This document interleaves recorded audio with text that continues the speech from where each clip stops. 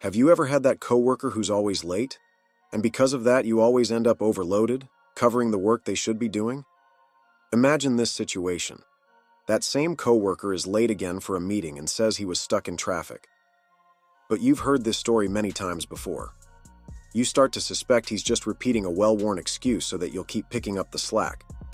Now let me show you how to put an end to this once and for all. You look him in the eyes and ask directly, "Were you really stuck in traffic just now?" At that moment, he's caught off guard. No one's ever questioned him so directly before. So he starts to stumble. "Oh, well, traffic was a bit unusual today. I tried taking a shortcut, but..." And you continue holding your gaze firm as he keeps complicating his answer.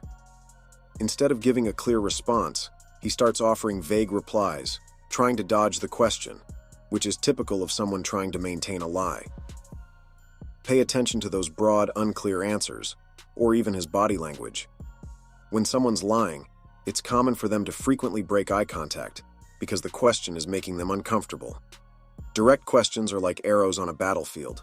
They hit the target and don't leave any room for evasion. A direct question doesn't give the liar time to come up with a well-crafted response. If the answer doesn't come quickly and clearly, it's a sign something's off. Remember, be direct, look them in the eye, and keep a calm, curious tone. This adds even more pressure to the liar. And this is only the first. In this video, you'll learn 9 more lie-detecting questions, each one more powerful than the last. These questions may seem simple at first, but when used strategically, they reveal hidden truths and expose even the most experienced liars. So stay with me until the end, because with these questions, you'll never be deceived again. Question 2. Unexpected questions. When's the perfect moment to use unexpected questions? You know that type of person who always seems to have the answers right at the tip of their tongue, almost as if they've rehearsed every word? If you know someone like that, congratulations. You found the perfect person to test this technique on. And please don't forget to come back and tell me in the comments how it went. How to use an unexpected question. Imagine this scenario. You're listening to a story that sounds perfectly put together, but something doesn't quite add up. It's almost as if the story is too polished. So, you throw in an unexpected question in the middle of the conversation, like, "Were you wearing that yellow dress that day?" The idea is to ask something that doesn't naturally fit into the flow of the story, forcing the person to think fast. And the best part? It catches the liar off guard, as they must quickly decide whether to say they own a yellow dress or not, causing a brief moment of mental confusion. When someone's lying, responses to unexpected questions are usually vague, confused, or even contradictory, since they haven't had time to create specific details to back up the story. Watch for signs of nervousness, like long pauses, heavier breathing, or uncomfortable movements. The key is to ask these questions naturally, with a tone of genuine curiosity, as if you're just trying to understand what happened. Try it out. Throw an unexpected question into a conversation and watch what happens. You may be surprised by the reaction of someone you never suspected. And of course, don't forget to come back and let me know in the comments how the liar reacted. Question 3. Repeating the same question. A liar usually seems very confident the first time they tell a story. After all, those who lie often excel at the confidence game. But can they maintain that confidence when they're asked to repeat the same story at a different time? This is precisely where the technique of repeating the question later on comes into play, and it's more powerful than you might think. Imagine this. You've already asked about the situation once and received a somewhat convincing response. Instead of moving on, you let the subject cool off, and later, when the liar is more relaxed, you casually repeat the same question again without any warning. "So, can you remind me what happened that day?" This sudden approach can throw even an experienced liar off balance, as they need to remember the exact story they previously made up. Picture your partner explaining they were late because the car broke down on the way. The first time, they might say something like, "The car started acting up on the hill and I had to wait for a tow." It all sounds coherent. Until hours later, you casually ask, "How was it that the car broke down again?" At this point, they might get nervous, start switching up details, or even give a different version like, "Oh, actually, it broke down on the highway." This kind of inconsistency is a clear sign the story might not be true. When you repeat the question at another time, look for changes in the story, details that appear or disappear, or sudden shifts in tone. When someone is telling the truth, the story remains consistent, no matter how many times you ask. But a liar, when forced to repeat the same lie, tends to get tripped up on details and hesitate in their response. This is a simple but highly effective tactic to unmask and detect lies. Question 4. Logical reasoning. A story might seem almost perfect, but do you feel a hint of doubt in the air? This is exactly where logical reasoning questions come into play. They challenge the coherence of what's being said, requiring detailed and connected explanations. The secret is simple. You ask a question that demands a logical sequence of thought. For example, if someone says, "I left work and went straight home," you could respond, "So, how did you manage to get home faster than usual considering the traffic at that time?" This forces the liar to come up with an explanation that actually makes sense, something they probably can't sustain for long. This approach corners the liar, requiring them to maintain a consistent line of reasoning, which is hard to do with a made-up story. If they start changing the subject or adding details that don't fit, it's a clear sign something is wrong. Logical reasoning questions are powerful because they subtly but effectively reveal gaps in the narrative. An interesting fact from studies on human behavior shows that, during a lie, people tend to focus more on emotions than on factual details. This makes it harder for the liar to maintain logical consistency, as these elements weren't part of the original story they constructed in their mind. Question 5. The trust question. This is a powerful question because it places the liar in an uncomfortable position, forcing them to reaffirm their own credibility. This is precisely where the trust question comes into play. You're challenging the person to directly confirm their honesty. For instance, if someone is telling a suspicious story, you might ask, "Can I really trust what you're telling me?" Or, "Are you 100% sure this happened that way?" This question adds emotional weight, as liars often feel pressure when they have to guarantee the truth of something they're making up. Imagine a friend telling you they saw something incredible happen on the street. The story sounds impressive, but you still have your doubts. So, you ask, "Are you being completely honest with me?" Or, "Would you swear that's true?" At that moment, if the person starts hesitating, looking away, or seeming uncomfortable, it's a clear sign the story might not be true. Trust questions create discomfort for liars because they demand an emotional commitment to the truth of what's been said. People who are telling the truth usually respond quickly and with conviction, while liars tend to hesitate or try to soften their response. And you, have you ever asked a trust question and ended up disappointed with the answer? Question 6. Asking seemingly unrelated questions. Seemingly unrelated questions are designed to disarm the liar. They work by catching the person off guard and observing how they handle unexpected details. These questions are ideal for those moments when you feel something is being hidden within a story. Although they don't directly connect with the main narrative, they are incredibly effective for revealing inconsistencies. Think of seemingly unrelated questions as a surprise attack. They come out of nowhere just when the liar is feeling comfortable, assuming their story has been accepted. Imagine someone saying, "I spent the weekend at the beach with my family." But you know this person didn't actually spend the weekend at the beach with their family. So instead of letting it go, you ask something like, "Was the sand really hot that day?" Or, "How was the wind at night?" These are simple questions, but they force the liar to create details on the spot, something they probably didn't consider when making up the story. At first, the liar might seem confident, having rehearsed the main story and assuming you believed it. But as soon as you ask about the hot sand or the nighttime wind, their expression changes. They hesitate for a moment, thrown off by these unexpected questions. They might try to improvise with something like, "Oh, the sand was normal, I think," or "I don't really remember." And you start to see the insecurity set in. At this point, they start to stumble even more, coming up with random details to fill the gaps. What once seemed like a perfect story starts to unravel. Now the liar scrambles to correct details they hadn't planned for, leading to even more contradictions. The purpose of these questions is to unmask the liar by exposing the lack of planning in the peripheral details of their story. The more they try to hold the story together, the more they stumble over small details, creating a cycle of confusion that makes it increasingly clear that the narrative is false. This technique is incredibly effective because it doesn't seem like a trap. It just seems like curiosity. But in reality, you're placing the liar on dangerous ground, where each detail risks bringing down the entire story. Question 7. The strategic question. Have you ever heard a story that seemed perfect except for one tiny detail that just didn't fit? This is where the strategic question comes in. It's a carefully crafted question that targets a small detail, something that seems minor but can unravel the entire lie.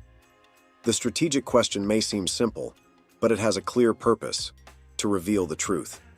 Why is it so powerful? Because the liar is usually focused on keeping the main storyline consistent, not on covering every small detail. And it's exactly these small details that the strategic question targets. Let's make this practical. Imagine someone says, "I spent the weekend at a luxury hotel." You could throw out a strategic question like, "How was the breakfast?" This question seems trivial but forces the liar to improvise details they hadn't thought through. If they hesitate or give a vague answer like, "Oh, I don't really remember," it's a clear sign the story may be fabricated. Strategic questions appear simple but demand a specific answer that the liar may not have planned for. This technique works because it focuses on a specific point that's often overlooked by people creating a story. They're usually so focused on the main plot that they forget to consider contextual details that support it. The strategic question uses this gap to expose inconsistencies and create discomfort. Studies indicate that liars tend to stumble more when dealing with direct, specific questions, since these demand precise answers that are hard to improvise. Question 8. The emotional question. Emotions are the weakest link in any lie. When a story involves deep feelings, it's hard for a liar to maintain emotional consistency. This is where the emotional question comes in, a technique designed to explore genuine emotional reactions that are challenging to convincingly fake. How does the emotional question work in a liar's mind? While liars often prepare the factual details of their story, they rarely manage to plan out authentic emotional reactions. When you ask an emotional question like, "What did you feel when you heard that?" or "Did that situation shake you up?" the liar is forced to invent feelings they never actually experienced. This creates mental conflict, as the emotions weren't part of the original lie. Emotions are automatic responses for someone telling the truth. They come with specific details and a natural tone. For a liar, however, emotions have to be made up on the spot, which typically results in generic responses like, "Oh, it was tough, but I moved on," or "It was complicated, but I'm fine now." This happens because the person is trying to pick a safe emotion to avoid contradicting themselves, which lowers both the intensity and specificity of their responses. Use this type of question when you feel the story seems overly polished or lacks a human touch. By probing into the emotions involved, you're not just challenging the narrative, you're adding pressure on the liar, who will likely struggle when asked to express feelings they didn't actually have. The emotional question is about more than just what's said. It's also about how it's said. Pay attention to the tone of voice, pauses, and facial expressions. People telling the truth display a natural flow of emotions, while lies tend to come across as hollow and lack genuine emotional depth. Question 9. The context question. The context question is designed to explore the details of the environment and circumstances in which the story supposedly took place. It focuses on peripheral elements, forcing the liar to add details that support the narrative. Since liars tend to concentrate solely on the main points, they often overlook the surrounding context, creating an opening for inconsistencies. When you press a liar to describe the setting where the story unfolded, they have to improvise quickly, increasing their chances of making mistakes. For instance, asking, "What was the weather like that day?" or "Was the place crowded or empty?" forces them to create details that they likely hadn't considered. This creates mental conflict, as the liar has to integrate these details into the narrative without contradicting themselves. Habitual liars generally struggle to build a complete and consistent setting around the main story. Truth-tellers, on the other hand, naturally describe context, including specifics like the weather, the ambiance, or even the smell of the place. Liars tend to hesitate, give vague answers, or even avoid these details altogether. Use the context question when you notice the story seems too neat, lacking surrounding details. Ask about the setting casually, as if you're just curious. Question 10. The no way out question. This is the question that even the most skilled liar can't escape. It's direct and ties up all the loose ends in one decisive move. If there's one technique that can reveal the truth once and for all, this is it. Picture that friend who always has a well-crafted story, this time telling you about a complicated situation at work where they claim to have been wronged. The narrative sounds convincing, but you still feel that something's off. So you decide to drop the no way out question. If this really happened that way, why didn't you do anything about it at the time? Or, why hasn't anyone else mentioned this until now? And here's where the magic happens. Suddenly, they start to look visibly nervous, thrown off by such a direct question. They hesitate, stammer, and try to avoid eye contact because they're now forced to justify everything at once. The event, their actions, and even others' reactions. There's no room to improvise or dodge. This type of question can change the game in any setting, whether at work, at home, or among friends. It's freeing because it brings reality to the forefront in a clear, direct way. That's what makes it so powerful. It uncovers what's been hidden, giving you the clarity you deserve. You may be wondering, why is the no way out question so effective? It forces the liar to respond quickly. When pressed to respond logically, the no way out question makes it difficult for any adjustments to the story. Lying is already mentally exhausting. Now imagine trying to uphold a lie when directly and swiftly challenged. Exposes the lack of emotional depth. Lies usually need emotional detail. When confronted with such a direct question, the liar might attempt to justify the main event but is unlikely to create a coherent emotional reaction. This leads to vague or empty responses, quickly exposing the deception. Reveals inconsistencies and contradictions. The more the liar tries to justify the details under pressure, the more likely they are to contradict themselves or add meaningless information. Because the question demands a full and consistent explanation, any flaw in logic becomes evident. Creates intense psychological pressure. The liar realizes they can't get out of this without compromising their story. This pressure leads to nervousness, hesitation, or even attempts to avoid the question.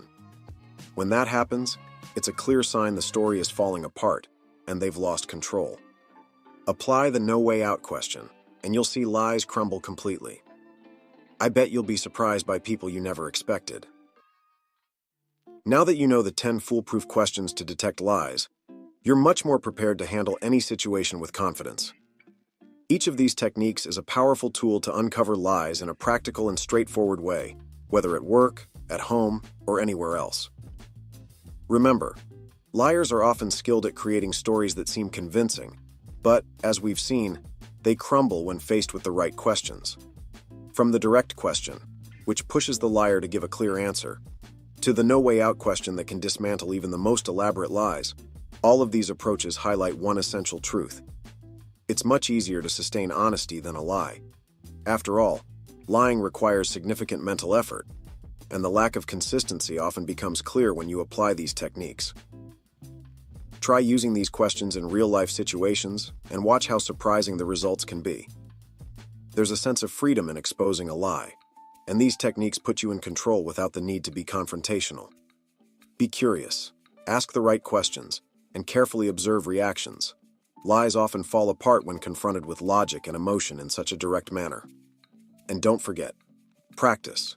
Use these questions to your advantage, and the more you practice, the sharper your radar will become for spotting lies.